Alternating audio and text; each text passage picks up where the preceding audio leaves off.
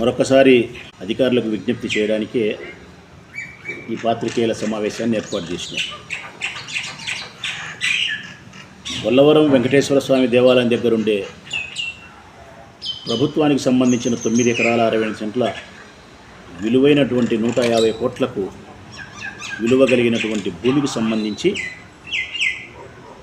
గత 4-5 రోజుల కిందట పత్రికలలో బ్యానర్ ఐటమ్స్గా తాటికాయంత అక్షరాలతో రాసినారు. వరదరాజిరెడ్డి కుమారుడు కొండారెడ్డి ఈ ప్రభుత్వానికి సంబంధించిన భూమిని స్వాహా చేయడానికి ప్రయత్నం ఏ విధంగా చేస్తున్నారని చెప్పి రాసినారు. ఆ మరుసటి దినమే మేము కూడా అందుకు సంబంధించిన ఆ భూమిని వారు కాజేయడానికి, వారి స్వాహా చేయడానికి, తన సొంతం చేసుకొని వెంచరేసి 100 కోట్లు సంపాదించుకునేదానికి వాళ్ళు చేస్తూ ఉండే ప్రయత్నాలు, ఆ ప్రయత్నాలకు తగ్గ సాక్ష్యాలను, ఆధారాలను, ఆ సాక్ష్యాలకు సంబంధించిన ప్రతులను, డాక్యుమెంట్స్ను కూడా మేము చూపించినాం. నిజాయితీ ఉంటే వరదరాజిరెడ్డి గారు, వారి కుమారుడు కొండారెడ్డి పాత్రికేయుల సమావేశాన్ని నిర్వహించి ఆత్మ పరిశీలనలో ఆత్మసాక్షిగా మేము చెప్పింది అబద్ధమని చెప్పమని చెప్పినాం. కానీ వాళ్ళు స్పందించకపోవడానికి కారణం వారి వైపు న్యాయం లేదు. అందుకే వాళ్ళు స్పందించలే. వాళ్ళు స్పందించకుండా వాళ్ళ పార్టీకి సంబంధించిన నథింగ్, వాళ్ళ గురించి మాట్లాడుకోవడం అనవసరం, ఏదో డైవర్షన్ పాలిటిక్స్, వాస్తవ విషయాన్ని, అవినీతికి సంబంధించిన ఈ భూభాగవతాన్ని మాట్లాడకుండా పర్సనల్ టార్గెట్ చేసి మాట్లాడే కార్యక్రమాలు చేస్తున్నారు. అవి వదిలే, నథింగ్ పట్టించుకోండి. ఇప్పుడు ఈ సమావేశాన్ని నిర్వహించడానికి కారణం కలెక్టర్ గారికి విజ్ఞప్తి చేస్తూ ఉన్నా, ముఖ్యంగా ప్రొద్దుటూరు ఎంఆర్ఓ గారికి విజ్ఞప్తి చేస్తూ ఉన్నా, జమ్మలమడుగు ఆర్డీఓ గారికి విజ్ఞప్తి చేస్తూ ఉన్నా, కడప జాయింట్ కలెక్టర్ గారికి విజ్ఞప్తి చేస్తూ ఉన్నా. ఈ భూమికి సంబంధించి వీళ్ళు స్వాహా చేయడానికి, వీరు హస్తగతం చేసుకునే దానికోసం వీరు చేస్తూ ఉండే కుట్ర ఏమిటంటే, అధికారులారా, వీళ్ళు కోర్టుకు పోయి నేను మొన్న చెప్పినట్టు టెంపరవరీ డీఫారమ్స్ మాకు ఇచ్చినారు. వాస్తవానికి టెంపరవరీ డీఫారం ఇచ్చి వాళ్ళు దళితులు ఇతరులకు రిజిస్టర్ చేసిన తర్వాత వాళ్ళ టెంపరవరీ డీఫారం ఆటోమేటిక్గా రద్దు అయిపోతుంది. కానీ ఇంకా రద్దు కానట్టు, దళితులకు టెంపరవరీ డీఫారం ఉన్నట్టు ఇప్పుడు మాకు శాశ్వతమైనటువంటి డీకేటీ పట్టాలు ఇచ్చి పాస్ పుస్తకాలు ఇవ్వండి అడుగుతారు. అందుకు అధికారులు సహకరించకపోతే అధికారులతో మాట్లాడుకొని కోర్టుకు పోతారు. కోర్టు ద్వారా గవర్నమెంట్ ప్లీడర్ ప్రభుత్వ భూమిని కాపాడడానికి ఆయన నోరు విప్పకుండా చేసుకుంటారు, ప్రభుత్వం ఉంది కాబట్టి. ఇక్కడ సంబంధించిన అధికారుల ద్వారా నివేదిక బలహీనంగా ఇప్పించి అవసరం అనుకుంటే న్యాయమూర్తిని డబ్బులు పెట్టైనా కొంటామని కొండారెడ్డి మాట్లాడుతున్నాడు. ఇది వారి ప్లాన్ అని చెప్పిన. ఇప్పుడు నేను చెప్పేది ఏంటంటే, మళ్ళీ రెండవసారి సమావేశం ఏర్పాటు చేసి ఆ కోర్టుకు పోవడానికి, దళితుల పక్షాన కోర్టుకు పోవడానికి, దళితులకు డీకేటీ పట్టా ఇవ్వండి, పాస్ పుస్తకాలు ఇవ్వండి అని కోర్టును అడగాలి అంటే కోర్టుకు కొంత వారికి అనుకూలమైనటువంటి, దళితులకు అనుకూలమైనటువంటి బలమైన సాక్ష్యాన్ని, ఆధారాన్ని చూపించాలి. ఏంది ఆ బలమైన సాక్ష్యం, ఆధారం? డీకేటీ పట్టాలు అడగాలంటే నెంబర్ 1, ఆ భూమిని 1975 నుంచి ఇప్పటి వరకు వాళ్ళ పొజిషన్లోనే ఉన్నట్టు చూపించుకోవాలి. 1975లో వాళ్ళకి డీకేటీ పట్టాలు టెంపరవరీ ఇస్తే ఇప్పటి వరకు ఆ భూమి వాళ్ళ ఆధీనంలోనే ఉంది, వాళ్ళ పొజిషన్లోనే ఉందనే సర్టిఫికేట్ కావాలి. రెండవది, అప్పటి నుంచి 75 నుంచి ఇప్పటి వరకు ఆ భూమిని మీరు వ్యవసాయం చేసినట్టు సర్టిఫికేట్ కావాలి. నెంబర్ 3, ఆ భూమికి అప్పటి నుంచి ఇప్పటి వరకు శిస్తు కట్టినట్టు, పన్ను కట్టినట్టు పన్ను రసీదులు కావాలి. నెంబర్ 4, ఆ భూమిలో ఏదైనా బోర్ ఉంటే నీటికి సంబంధించి ఎలక్ట్రికల్ డిపార్ట్మెంట్ ద్వారా మీటర్ బిగించినట్టు, అందుకు కరెంటు బిల్లులు కట్టినట్టు కావాలి. 4, ఇవన్నీ మేనేజ్ చేసేదానికి 1B అడంగల్ ప్రధానమైనవి. అడంగల్లో ఏముంటాయి అంటే కనుక భూమికి సంబంధించినటువంటి పట్టాదారుడా, లేకుంటే డీకేటీ దారుడా, విస్తీర్ణం ఎంత, ఏ పంట పండిస్తున్నారు, ఎన్ని గింజలు పండినాయి, శిస్తు ఎంత కట్టినారు, ఈ వివరాలు ఉంటాయి. అడంగల్లో అయితే ఆ గ్రామానికి సంబంధించినటువంటి భూమికి సంబంధించినటువంటి కేవలం కొంతవరకు వివరాలు ఉంటాయి. వీరు చేయబోయేది ఏదంటే రిటైర్డ్ అయినటువంటి విఆర్ఓలను పట్టుకొని, వీరికి అనుకూలంగా ఉండే రిటైర్డ్ అయిన విఆర్ఓలను పట్టుకొని వాళ్ళ దగ్గర ఉండే ఆ అడంగల్ పేపర్ ఏవైతే ఉంటుందో 1B పేపర్లు ఉంటాయి, ప్రింటెడ్ పేపర్లు, దానిలో రాసి ఇస్తే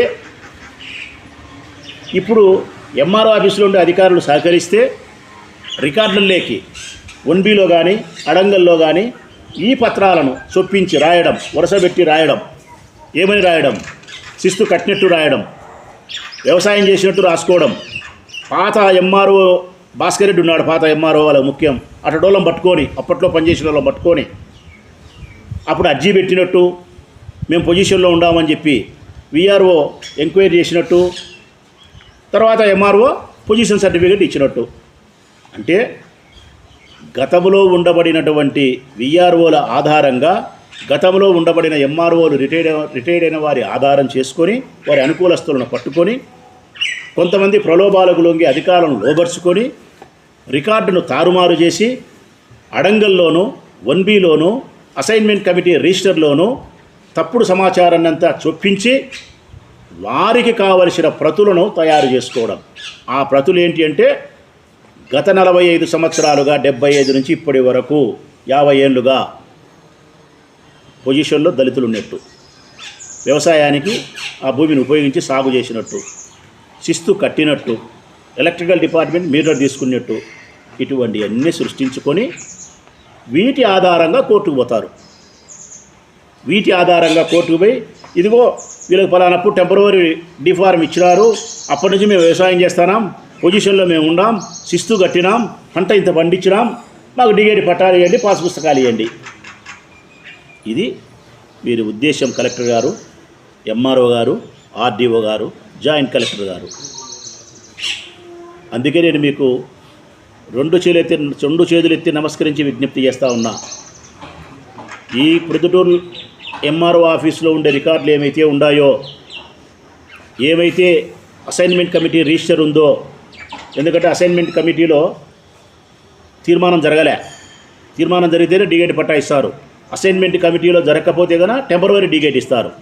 ఆ అసైన్మెంట్ కమిటీ రిజిస్టరు, 1B అనేది, అడంగల్ అనేది, ఇవన్నీ కూడా కలెక్టర్ గారు స్వాధీనపరుచుకోవాలని నా విజ్ఞప్తి. ప్రొద్దుటూరు ఎంఆర్ఓ ఆఫీసులు ఉండే ఇవన్నీ కూడా కలెక్టర్ గారు స్వాధీనపరుచుకొని కలెక్టర్ గారి ఆధీనంలో పెట్టుకుంటేనే ఈ భూమిని కొట్టేసేదానికి కొండారెడ్డి, వరదరాయిరెడ్డి చేయబోయే కుట్రపూరితమైన ఈ మోసాన్ని మీరు అరికట్టిన వాళ్ళైతారు.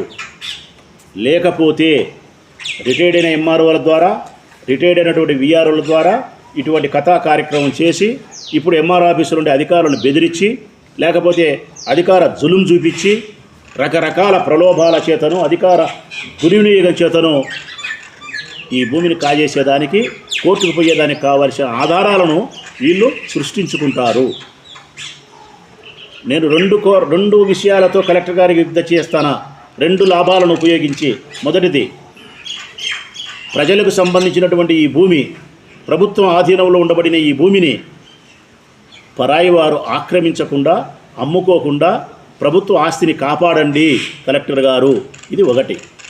రెండవది, మీరే గన జోక్యం చేసుకోకపోతే, మీరే గన పట్టించుకోకపోతే ప్రొద్దుటూరు నియోజకవర్గంలో ఉండే ఎంఆర్ఓ ఆఫీసులో పనిచేసే ఎంఆర్ఓ దగ్గర మొదలుకుంటే దిగువ స్థాయి వరకు, లేకుంటే వారి అనుకూలంగా డూడు బసవన్నగా పనిచేసే రిటైర్డ్ అధికారులు ఎవరైతే ఉండారో వాళ్ళు అందరూ కూడా వీళ్ళ ధనదాహానికి బలవుతారు.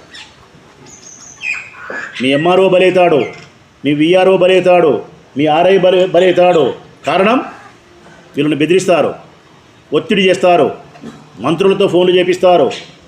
ఇంకా చెప్పాలంటే కలెక్టర్ గారు మీతోనే ఫోన్ చేయిస్తారు తల ఒగ్గితే. మీరు తల ఒగ్గరు కాబట్టి పని జరగదు వాళ్ళది. మీరు కానీ తల ఒగ్గితే మీతోనే ఫోన్ చేయిస్తారు. అవసరం అనుకుంటే లోకేష్ బాబుతో మీకు చెప్పిస్తారు, మీతో ఎంఆర్ఓకి చెప్పిస్తారు, ఎంఆర్ఓతో విఆర్ఓకి చెప్పిస్తారు.